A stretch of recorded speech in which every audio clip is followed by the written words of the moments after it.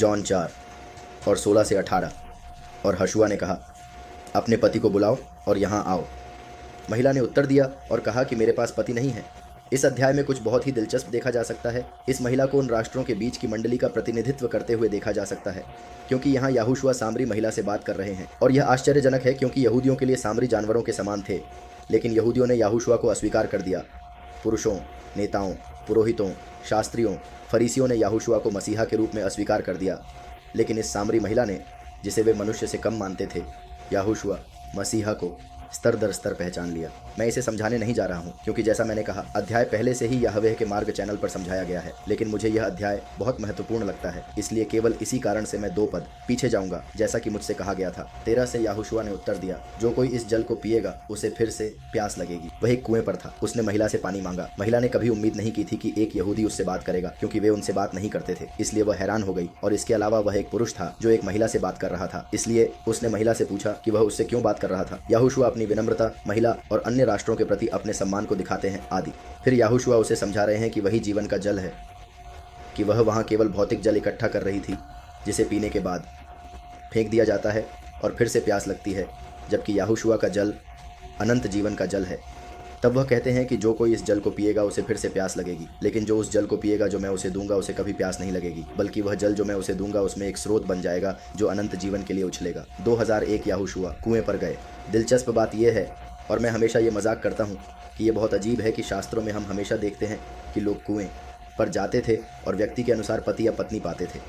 यहाँ हम याहूशुआ को कुएं पर जाते हुए देखते हैं और वह एक महिला से मिलते हैं, क्योंकि वह मसीहा की तरह है, वह दूल्हा जो मंडली के लिए जीवन का जल लाता है। और याहूशुआ, दिलचस्प बात यह है कि अगर हम इसे भविष्यवाणी के दृष्टिकोण से देखें तो इस अध्याय में याहूशुआ मनुष्य के पुत्र का प्रतिनिधित्व करते हैं। दूसरी आगमन जल का कुआं मसीहा का प्रतिनिधित्व करता है, जिससे हम जीवन का जल पीते हैं। वह महिला उन राष्ट्रों के बीच की मंडली का प्रतिनिधित्व करती है, जिसे एक गैर यहूदी के रूप में देखा जाता है। महिला ने कहा, सर्वोच्च, मुझे वह जल दो ताकि मुझे फिर प्यास न लगे और न ही मुझे इसे निकालने के लिए यहाँ आना पड़े। तो वह अभी भी भौतिक पर केंद्रित है, अभी भी नहीं समझती है। वह सोचती है कि यह एक विशेष जल है जो अभी निकला है, जिसे पीने से उसे फिर कभी प्यास नहीं लगेगी। तब वह कहती है, अरे मुझे वह जल दे दो ताकि मुझे यहाँ आकर जल निकालने की जरूरत न पड़े, क्योंकि यह बहुत थकाऊ है। और याहूशुआ कहते हैं, अपने पति को बुलाओ और यहाँ आओ। अब मंडली स्वयं चुने हुए कई लोगों के बीच में है, क्योंकि कई बुलाए जाते हैं, कुछ ही चुने जाते हैं। और कई लोगों के बीच एक झूठी शिक्षा सिखाई गई है, जिसमें पति वास्तव में झूठा मसीहा है।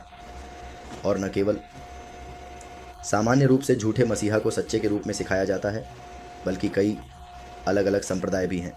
तो कई एसओएसियोस के बारे में बात की जाती है, क्योंकि भले ही वे कुछ यीशु का नाम लेते हैं, दूसरा येशुआ, दूसरा अरबी ईसा।